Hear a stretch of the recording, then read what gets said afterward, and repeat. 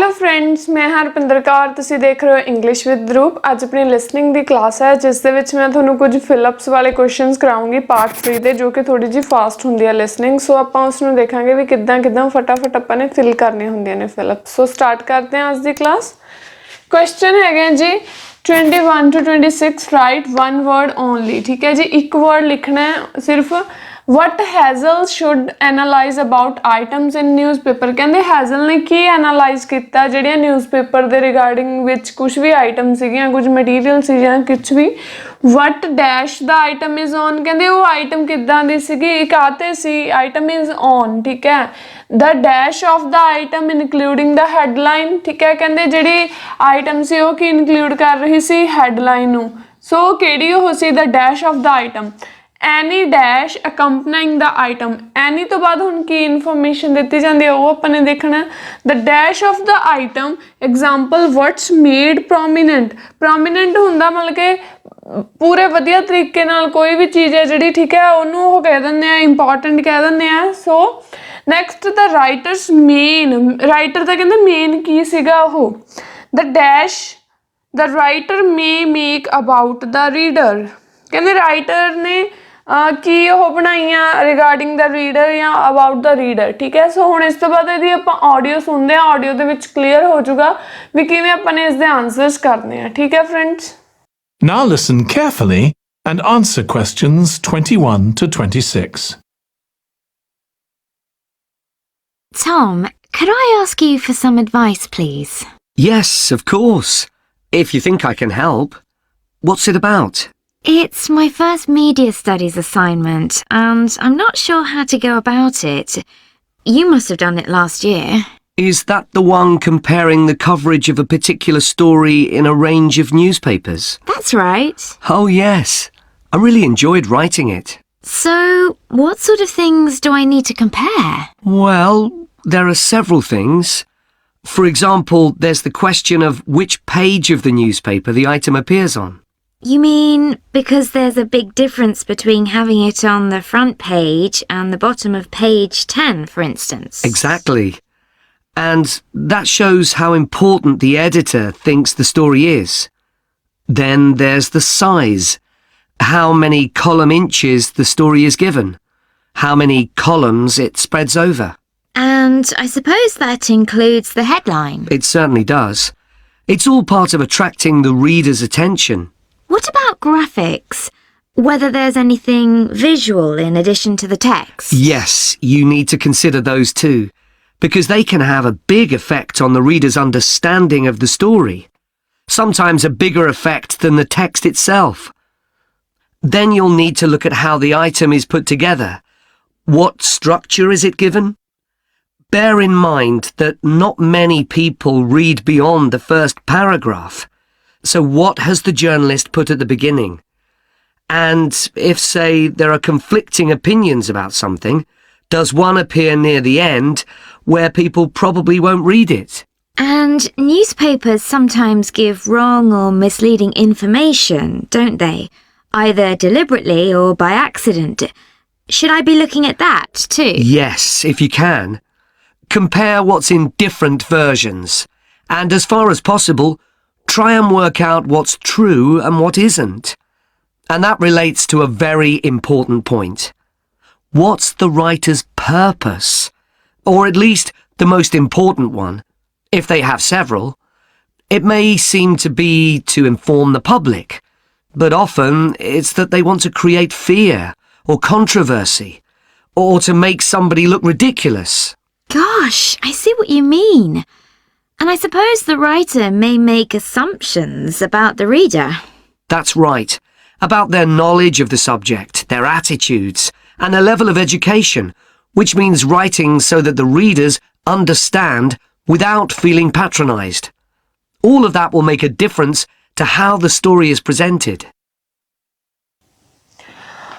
Okay ਦੇਖੋ ਜੀ ਇਹ ਫਿਲਿਪ ਸੀਗੇ ਉਹਨਾਂ ਨੇ ਪਹਿਲਾਂ ਇੱਥੇ ਤੱਕ ਤਾਂ ਕੰਟੀਨਿਊਸਲੀ ਬੋਲਿਆ ਉਹਨਾਂ ਨੇ ਪਹਿਲਾਂ ਨਿਊਜ਼ਪੇਪਰ ਦੀ ਇਨਫੋਰਮੇਸ਼ਨ ਦਿੱਤੀ ਗਈ ਸੀ 1 ਵਰਡ ਲਿਖਣਾ ਸੀ ਕਹਿੰਦੇ ਵਿਚ ਪੇਜ ਔਨ ਦਾ ਆਈਟਮ ਵੀ ਉਹ ਕਿੱਥੇ ਉਹ ਕਰਨ ਫਰੰਟ ਜਾਂ ਬੈਕ ਤੇ ਸੋ ਇਹ ਆਨਸਰ ਸੀਗਾ ਵੀ page of the item is on ਵੀ ਕਿਹੜੇ ਪੇਜ ਤੇ ਉਹ ਮਟੀਰੀਅਲ ਆ ਜਿਹੜਾ ਲਿਖਣਾ ਚਾਹੀਦਾ ਛਾਪਣਾ ਚਾਹੀਦਾ ਨੈਕਸਟ ਜੀ ਉਹਨਾਂ ਨੇ ਕਹਿਤਾ ਕਹਿੰਦੇ ਸਾਈਜ਼ ਵੀ ਜੋ ਜ਼ਰੂਰੀ ਹੈ ਬਾਅਦ ਚ ਸੇਮ ਲਾਈਨ ਹੀ ਬੋਲੀ ਗਈ ਸੀ including the headline how many column ਸਾਰਾ ਕੁਝ ਉਹਨਾਂ ਨੇ ਕਿਹਾ ਵੀ ਸਾਈਜ਼ ਵੀ ਇਹਦਾ ਜ਼ਰੂਰੀ ਹੋਣਾ ਚਾਹੀਦਾ ਫਿਰ ਐਨੀ ਗ੍ਰਾਫਿਕਸ ਫਿਰ ਉਹਨਾਂ ਨੇ ਕੀ ਕਿਹਾ ਸੀ ਕਹਿੰਦੇ ਇਹਦਾ ਇਫੈਕਟ ਬਹੁਤ ਜ਼ਿਆਦਾ ਪੈਂਦਾ ਠੀਕ ਹੈ ਸੋ ਨੈਕਸਟ ਸੀਗਾ 24th ਦਾ ਸਟਰਕਚਰ ਇਨ ਮਾਈਂਡ ਕਹਿੰਦੇ ਸਟਰਕਚਰ ਵੀ ਮਾਈਂਡ 'ਚ ਹੋਣੀ ਚਾਹੀਦੀ ਹੈ ਵਟਸ ਮੇਡ ਪ੍ਰੋਮੀਨੈਂਟ ਠੀਕ ਹੈ ਐਗਜ਼ਾਮਪਲ ਕਹਿੰਦੇ ਇਹ ਵੀ ਧਿਆਨ 'ਚ ਰੱਖਣਾ ਚਾਹੀਦਾ ਵੀ ਕਿਹੜੀ ਚੀਜ਼ ਉਸਨੂੰ ਪ੍ਰੋਮੀਨੈਂਟ ਬਣਾਉਂਦੀ ਹੈ ਠੀਕ ਹੈ next C the writer main purpose answer important ਲਿਖਿਆ ਸੀ ਇੱਥੇ ਇੰਪੋਰਟੈਂਟ ਬੋਲਿਆ ਗਿਆ ਸੀ so answer is purpose last question same ਉਹਨਾਂ ਨੇ ਬੋਲਿਆ the writer may make assumptions about the reader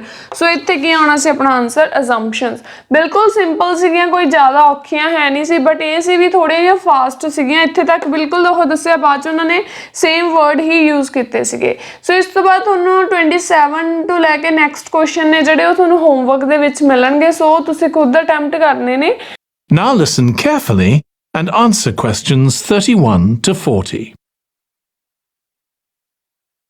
Nowadays, we use different products for personal cleanliness, laundry, dishwashing and household cleaning, but this is very much a 20th century development. The origins of cleanliness date back to prehistoric times. Since water is essential for life, the earliest people lived near water and knew something about its cleansing properties, at least that it rinsed mud off their hands. During the excavation of ancient Babylon, evidence was found that soap making was known as early as 2800 BC. Archaeologists discovered cylinders made of clay, with inscriptions on them saying that fats were boiled with ashes. This is a method of making soap, though there's no reference to the purpose of this material. The early Greeks bathed for aesthetic reasons and apparently didn't use soap. Instead, they cleaned their bodies with blocks of sand, pumice and ashes, then anointed themselves with oil and scraped off the oil and dirt with a metal instrument known as a strigil. They also used oil mixed with ashes. Clothes were washed without soap in streams.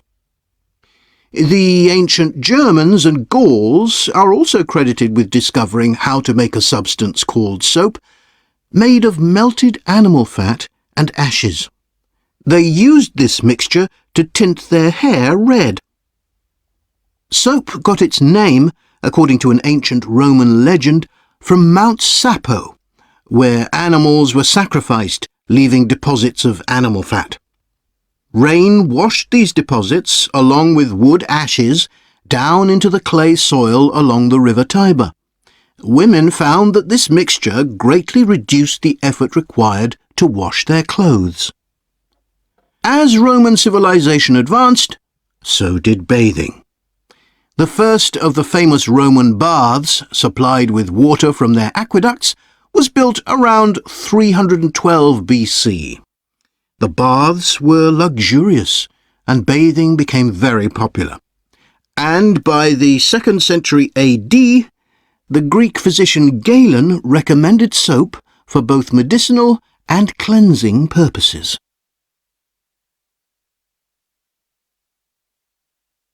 After the fall of Rome in 467 AD, and the resulting decline in bathing habits, much of Europe felt the impact of filth on public health. This lack of personal cleanliness and related unsanitary living conditions were major factors in the outbreaks of disease in the Middle Ages, and especially the Black Death of the 14th century. Nevertheless, soap making became an established craft in Europe, and associations of soap makers guarded their trade secrets closely. Vegetable and animal oils were used with ashes of plants, along with perfume, apparently for the first time. Gradually, more varieties of soap became available for shaving and shampooing, as well as bathing and laundering. A major step toward large-scale commercial soap making occurred in 1791, when a French chemist, Nicolas Leblanc, patented a process for turning salt into soda ash, or sodium carbonate. Soda ash is the alkali obtained from ashes that combines with fat to form soap. The Leblanc process yielded quantities of good quality, inexpensive soda ash. Modern soap making was born some 20 years later, in the early 19th century, with the discovery by Michel Eugène Chevreul, another French chemist, of the chemical nature and relationship of fats, glycerine, and fatty acids. His studies established the basis for both fat and soap chemistry, and soap making became a science. Further developments during the 19th century made it easier and cheaper to manufacture soap. Until the 19th century, soap was regarded as a luxury item and was heavily taxed in several countries. As it became more readily available, it became an everyday necessity, a development that was reinforced when the high tax was removed. Soap was then something ordinary people could afford, and cleanliness standards improved. With this widespread use came the development of milder soaps for bathing and soaps for use in the washing machines that were available to consumers by the turn of the 20th century. That is the end of part 4. ठीक है friends, ਮੈਨੂੰ ਆਸ ਹੈ ਕਿ Philips ਤੁਹਾਨੂੰ ਸਮਝ ਆ ਗਈਆਂ ਹੋਣਗੀਆਂ। ਜੇ ਤੁਹਾਨੂੰ ਮੇਰੀ ਅੱਜ ਦੀ ਕਲਾਸ ਵਧੀਆ ਲੱਗੀ ਤਾਂ ਲਾਈਕ ਜ਼ਰੂਰ ਕਰਿਓ, ਸ਼ੇਅਰ ਜ਼ਰੂਰ ਕਰਿਓ ਤੇ ਮੇਰੇ ਚੈਨਲ ਨੂੰ ਸਬਸਕ੍ਰਾਈਬ ਕਰੋ ਤੇ ਬੈਲ ਆਈਕਨ ਤੇ ਕਲਿੱਕ ਕਰੋ ਤਾਂ ਕਿ ਆਉਣ ਵਾਲੀ ਵੀਡੀਓਜ਼ ਦੀ ਨੋਟੀਫਿਕੇਸ਼ਨ ਤੁਹਾਨੂੰ ਮਿਲ ਸਕੇ। ਓਕੇ ਫਰੈਂਡਸ, ਮਿਲਦੇ ਹਾਂ ਨਵੀਂ ਵੀਡੀਓ ਦੇ ਨਾਲ। Bye bye, take care.